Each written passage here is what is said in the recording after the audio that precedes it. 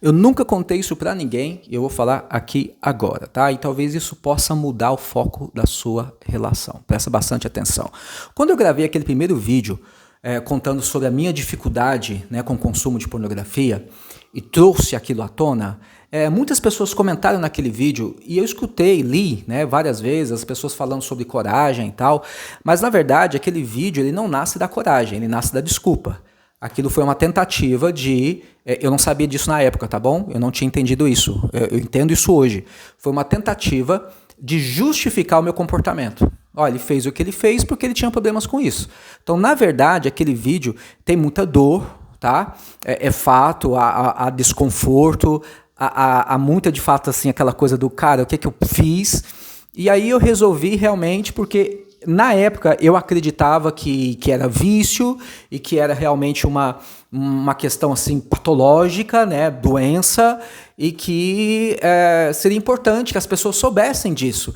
E também as pessoas entendendo que é um vício, que é uma doença, meio que poderia, quem sabe, gerar uma empatia e tal. Eu não fiz isso com essa intenção, mas hoje eu percebo que por trás daquele ato, nos bastidores, era, na verdade, o que estava acontecendo. Hoje eu tenho essa clareza. Na época, não. Na época, de fato, eu fiz pensando que eu deveria realmente dar uma satisfação para tudo que estava acontecendo, né? E aí foi um alerta e tudo. E agora vem um ponto muito importante.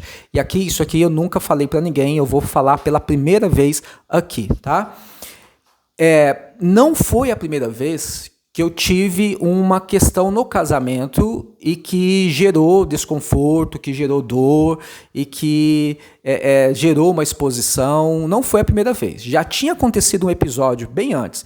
E foi nos primeiros meses do casamento.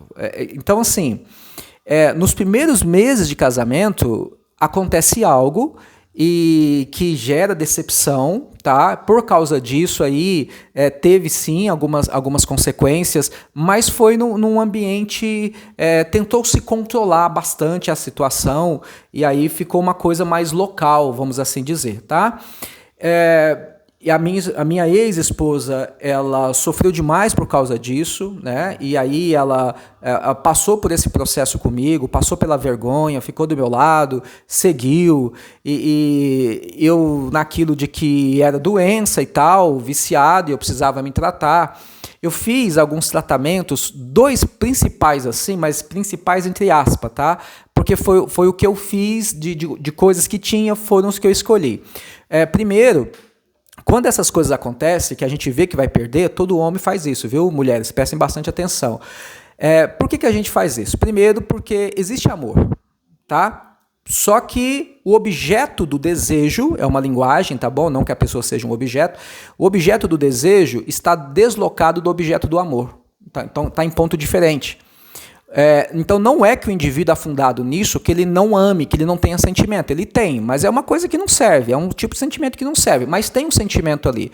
E como fecha o processo cognitivo dele, ele passa a funcionar mais de uma forma límbica, né? Então ele tende a desenvolver essa coisa do sexual para qualquer direção, menos para a pessoa que está com ele. Então tem explicação para isso, tá? E aí, mas quando o indivíduo ele vai perder, ele não quer perder, porque existe um sentimento e tal. Aí o que rola? Ele vai tentar alguma coisa para segurar. Mesmo que na hora ele não entenda, e é o que aconteceu comigo, né? De fato eu falei, poxa, não, isso aqui é um problema, né? Eu preciso fazer alguma coisa, né? Prometi realmente que aquilo acabou e tal. A gente sempre faz promessas. E aí fui num psiquiatra, né? E um muito bom. Paguei caro na primeira consulta, né? Caríssimo ali. Foi uma consulta só. Entendeu? Porque aí entra o financeiro, aí dói o bolso, aí você fala, será que eu vou precisar disso? Acho que não vou precisar disso não e tal. Precisa sim, tá bom? Mas a gente faz isso, entendeu? Aí vem o bolso, não, agora vai ser diferente, já foi lá, conversou, vai dar tudo certo, entendeu? Passou, acabou, foi um susto. E aí, aí ficou nisso. E aí depois eu tenho um ministério aí, né, que cuida de pessoas assim, que usa a linguagem do vício e tal, né, que hoje eu não gosto de usar, porque eu entendo que não é a correta. eu fui e fiz um curso com eles, né? De áudios ali, de acompanhamento, escutei alguns, entendeu? Só que assim, hoje eu entendo que foi para apagar incêndio. Depois que o incêndio apagou, e realmente eu segui o caminho assim, até de uma forma regulada, tranquila. Mas aqui que vem, mulheres, a questão. Depois que a coisa calma, entendeu? Depois que aquela coisa do perder, eu vou perder, depois que não existe mais o perder, a ameaça do perder, e aí a defesa desce, aí o sujeito ele começa ali, não, é só, já tem muito tempo, é só uma olhadinha, e de repente ele está lá a mesma situação. Porque na verdade o que aconteceu não foi uma mudança de mentalidade, entendeu? Uma mudança de postura, foi uma autodefesa. Foi autopreservação, ele precisava se preservar naquele momento, até porque senão ele ia perder, como no meu caso.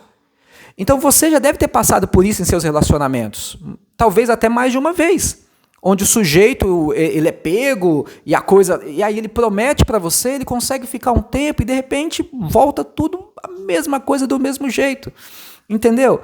E aí não foi então a primeira vez, já tinha acontecido. Aí depois, né, que tudo normalizou, e essa parte ela é curiosa, porque estava até de certa forma assim regulada essa questão, não estava tão assim como era antes, entendeu?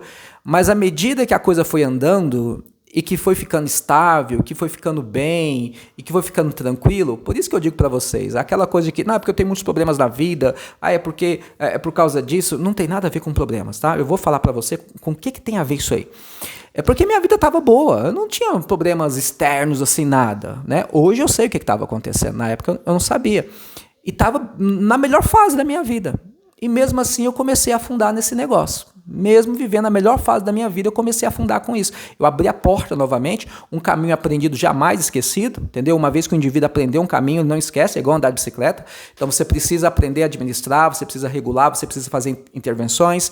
E depois, com o treino, você treinando a sua mente, você consegue de fato desvincular disso aí, entendeu? Mas é sempre uma escolha. O indivíduo ele pode escolher retomar a esse caminho. Tá? Aí o que aconteceu? Aí quando estava tudo bem, aí eu comecei a brincar, e de repente, bum, a coisa estourou. Você sabe o que estava por trás disso, na verdade? Eu vou falar para vocês agora, eu vou falar para vocês talvez o que ninguém fala para vocês. É uma questão de caráter. Eu achava que não, entendeu? Eu achava que era uma questão de vício, de doença, porque impacta a cabeça do indivíduo e tal. É uma questão de caráter. É uma questão de caráter. Não tem a ver com fraqueza, tá? Não tem a ver com doença, tem a ver com caráter. Quando eu falo que tem a ver com caráter, porque o caráter ele é construído. Tá? Você não nasce com caráter formado, você constrói. E intencional ou não intencional, você construiu esse caráter que você tem hoje.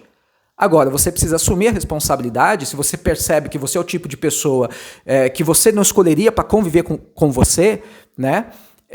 Você não iria querer que um tipo de homem como você casasse com a sua filha, entende?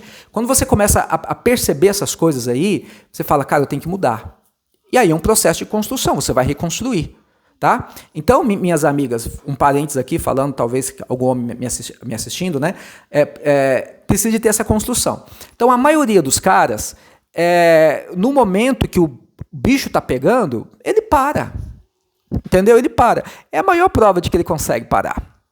Entendeu? Se ele treinar a cabeça dele para atingir o nível de consciência, para fazer intervenções, ele consegue. Porque a hora que o bicho está pegando, ele para, ele fica um tempo. Entendeu? Ele consegue. Aí depois, quando vai ficando mais tranquilo e tal, e aí ele começa a inventar as desculpas. Ah, eu estou entediado, ah, estou nervoso, é isso e aquilo, e vai para os velhos hábitos aí, ele abre novamente essa portinha, e aí ele recomeça o ciclo.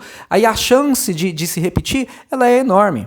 Então, quando o indivíduo quer mudar, ele muda a postura, ele muda comportamento. Se o cara chega em casa, pega o celular, se tranca no banheiro e ele continua fazendo isso, pode ter certeza que ele vai voltar aos velhos hábitos. Se é tudo que ele faz, quando ele levanta, vai trabalhar, chega, se larga lá no sofá, mexer com o celular, a mesma coisa de sempre. É grande a chance de tá tudo igual. Só deu uma pausa, um time porque precisava se preservar, precisava se proteger. Entendeu? Precisava de uma desculpa, tá? O comportamento do indivíduo muda. O comportamento muda, a forma como ele te trata muda, a postura dele muda, entendeu? Ele não vai ficar perfeito. Não estou falando de perfeição. Estou falando que o indivíduo ele aprende a administrar, a se controlar. Ele começa a incluir hábitos na vida dele que ele não tinha antes, entendeu? Porque é necessário fazer substituições.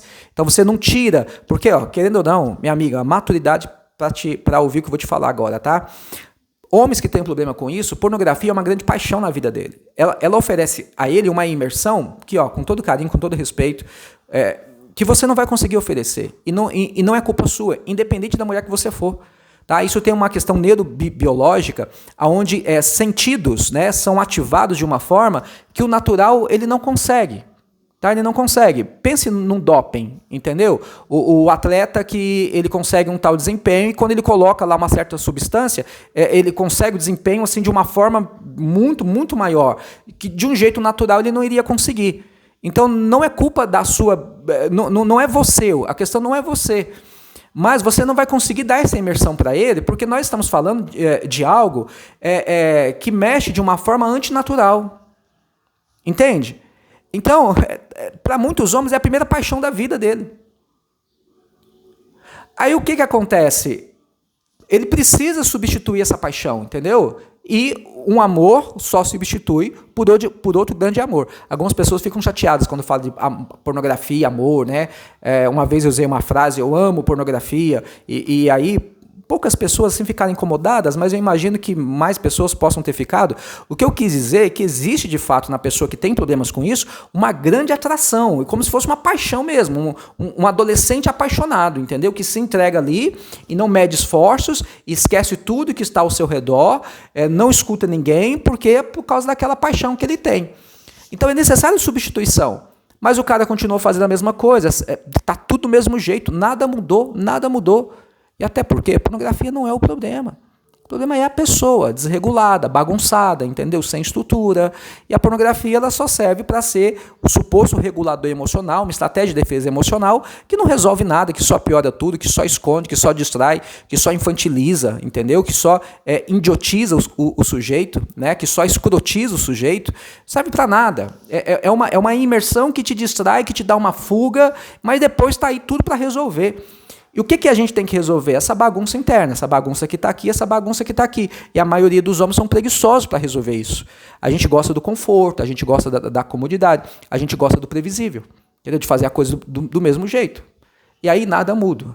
Nada muda. Então, eu lamento de fato te dizer, mas se o seu marido tem problemas com isso, e a rotina dele está tudo igual, está tudo do mesmo jeito, o tratamento que ele te faz, está tudo da mesma forma, se ele nunca se preocupou em buscar ajuda, em fazer um acompanhamento, sabe? Em se informar como que funciona, tá? Entender como que a coisa acontece e treinar o cérebro dele fazendo as intervenções, porque é treino para resolver isso, eu lamento, da mesma forma que aconteceu com a minha ex-esposa lá no começo, né, que o tempo foi passando e a hora que estava na melhor parte da vida, tá? E aí, gente, foi um negócio muito louco, assim, porque ela teve que reorganizar a vida dela, aí ela reorganizou, sabe, com muito sacrifício e tal, e de repente a hora que estava lá no negócio assim que, no ápice mesmo, no momento que você pode sentar e falar assim, ufa, chegamos, entendeu? Conseguimos, sabe?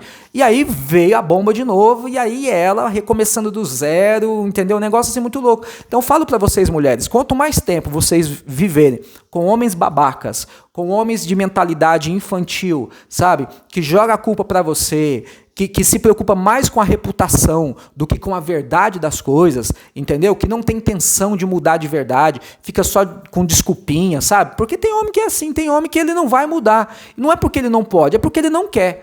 Quanto mais você ficar com esse babaca, mais tempo é mais tempo para bagunçar a sua vida.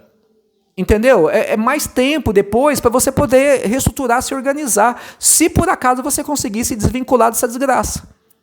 Então é muito sério essa coisa. Então não perca tempo com quem não está afim de fato de mudar. E mudança não é blá blá blá, mudança não é promessa, entendeu? A mudança ela é prática, você vê nas ações da pessoa. Muda a maneira como a pessoa te olha, muda a maneira como a pessoa te trata, muda a maneira como a pessoa interage com você sexualmente, tá? Aqui cabe um parênteses, né? Porque, é claro, a pessoa ela pode estar num processo de desvincular dessa mente hipersexualizada, nessa compulsão, e talvez ela não consiga ter intimidade com você no primeiro momento, da forma como você mereça, da forma como você quer, porque ele ainda precisa passar por esse processo aí de naturalizar, né? de renaturalizar isso. E aí tem um jeito certo de fazer, tá bom? Tem uma forma que eu explico, que eu ensino, para resgatar essa intimidade de vocês. É extremamente possível, entendeu? Leva um pouquinho de tempo, o tempo depende de cada um, mas dá para recuperar. Tranquilo. E aí você, já que você está disposto a perdoar e entender que o indivíduo, né, ele está nesse processo, você, na intimidade, tá, que talvez não esteja da forma como você gostaria, algumas pessoas vão levar um pouquinho mais de tempo, mas também não é tanto tempo assim não, tá? À medida que ele se desvincula, que ele para de ficar ali gastando energia, tá? Minimamente, pelo menos, se ele parou ali de ficar, ele vai ter energia sexual para poder te oferecer, entendeu? Porque tem questão fisiológica, biológica, né? Mesmo que não tenha paixão, o indivíduo tem estímulo, tem vontade. Agora, se ele gastou toda a energia, aí não vai ter mesmo, tá? Agora, é claro, a gente resgatando a sensibilidade, a conexão emocional, a empatia, né, a ocitocina, né, que é o hormônio do vínculo, sendo ativada de forma intencional, é claro, com amor, com paixão, o sexo fica ainda muito mais gostoso, dá para restaurar o vínculo, tá bom? Só que exige da parte do indivíduo que passa por isso, que tem problemas com isso, não apenas mudança de mentalidade, tá? Ou melhor, entendendo mudança de mentalidade do jeito certo, né, que é mudança de mentalidade, mudança de comportamento, sim, tá? Aí a gente consegue ter um resultado completamente diferente, desde que haja mudança de mentalidade e mudança de comportamento. O que vem primeiro? É igual a história do ovo e da galinha, tá bom? Então a mudança de comportamento muda a mentalidade, a mudança de mentalidade muda comportamento, então é uma coisa que está meio que imbuída uma na outra, tá certo? E aí é treino, gente. É treino e constância. Dá para mudar? Dá. Mas nada muda se o indivíduo não quiser mudar. Enquanto tiver desculpa, enquanto tiver ladainha, enquanto tiver blá blá blá, entendeu? Não vai mudar. Enquanto tiver, não, porque é caro, porque não sei o quê. Ah, pelo amor de Deus, entendeu? Aí não muda nada, né? E tem muito homem que não faz um tratamento legal porque é caro. É muito. Caro é a vida que você leva, entendeu? Caro é a vida que ele leva. Caro é o que ele está sacrificando por causa disso. Isso é que é caro, tá bom? Então, tem como resolver isso de uma forma bem tranquila, dá para dar passos, né? Se organizar uma base e aí fazer um próximo movimento. Eu trabalho dessa forma, tá bom? Então, assim, quer saber, quer entender um pouco mais? Clica no primeiro comentário fixado aí que tem um caminho interessante para você e eu garanto para você que dá para virar o jogo. Se você quiser, tá? Mulheres, se ele quiser. Se ele não quiser, nada muda, nada muda. E aí você tem que pensar, até que ponto vale a pena ficar com um sujeito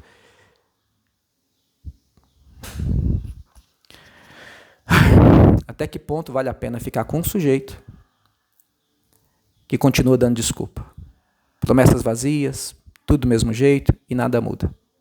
Quanto mais tempo você vivendo nisso, menos tempo para você reerguer e reconstruir a sua vida. Tome cuidado. Homens nesse tipo de situação tendem a ser manipuladores, mentirosos e muitos sem caráter. Toma cuidado, tá?